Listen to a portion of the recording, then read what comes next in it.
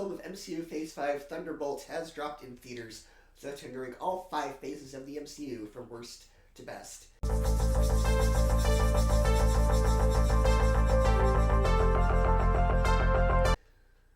In last place is Phase 5. This feels the most directionless and fractured of any MCU era. Despite a few bright spots, it struggles with tonal inconsistency, character oversaturation, and a severe lack of narrative cohesion. Ant-Man and the Wasp: Quantumania attempted to launch King the Conqueror as the next Thanos-level threat, but faltered due to inconsistent tone, underwhelming world-building, and a clunky script that wasted its characters, and thanks to real-world events involving the actor who plays King, none of what was set up in that movie even matters anymore. Secret Invasion should have been a grounded espionage thriller in the vein of The Winter Soldier, but it was marred by pacing issues, shallow twists, and a rushed finale that contradicted its own themes. Even The Marvels, which is a movie I enjoy, though it was brisk and visually inventive, suffered from a disjointed tone and a villain who felt like an afterthought. Now, I only watched 3 of the 6 Phase 5 TV shows, being Secret Invasion, What If, and Loki Season 2, and for personal and religious reasons chose to sit out on The Agatha Show, Echo, Daredevil Born Again, and Loki Season 2 is the only show of Phase 5 that I consistently enjoyed. What If made some creative but weird decisions that I admire, but it's not a show that I'm going to rewatch.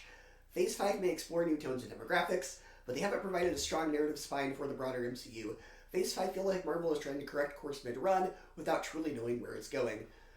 Phase 4, the most experimental and introspective phase, focusing on grief, legacy, and identity after the seismic events of Endgame, but this ambition was often undercut by scattershot storytelling and inconsistent quality.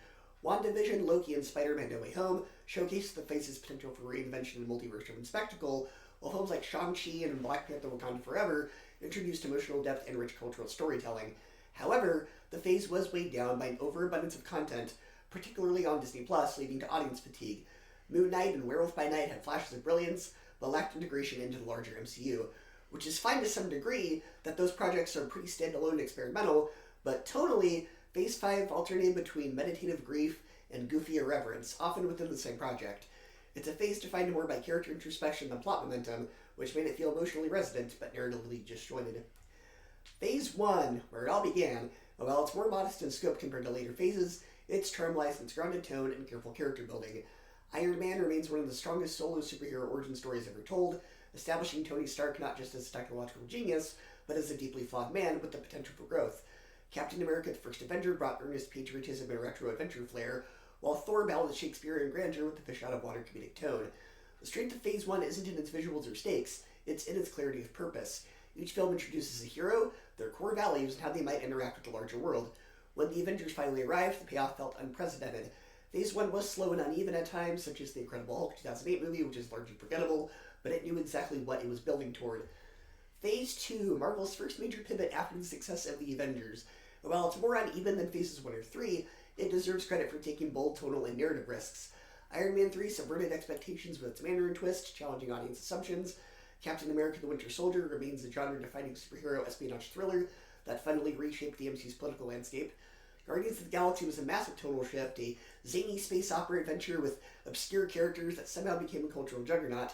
And even the much-criticized Avengers: Age of Ultron laid crucial groundwork for character arcs that would pay off in future phases, particularly the tension between Tony and Steve. Phase 2 doesn't have the same cohesion as Phase 3, but it dared to evolve Marvel's tone and genre palette. It took risks, and while not all of them paid off, such as Thor: The Dark World, they were risks the franchise needed. And in first place is Phase 3, the MCU at its absolute peak. This era is packed with critically acclaimed, culturally defining, and emotionally resonant films that elevated the franchise from a pop culture phenomenon to a storytelling masterclass. Captain America: Civil War deepened the ideological rift between heroes. Thor: Ragnarok reinvented its lead character with vibrant energy and humor, and every film in Phase 3 had a clear purpose. Whether introducing new faces like Doctor Strange and Spider-Man: Homecoming, or setting up seismic finales like Infinity War and Endgame, the emotional stakes were earned, the character arcs were satisfying, and the payoffs, particularly in Endgame, felt both epic and deeply personal. What makes Phase 3 so special is how every thread planted since Phase 1 came to fruition. It's not just the most cohesive phase, it's the most narratively satisfying, emotionally mature, and culturally impactful era Marvel has ever produced. So it comes in at number 1. So go ahead and share your ranking of the phases of the MCU, and I will see you next time.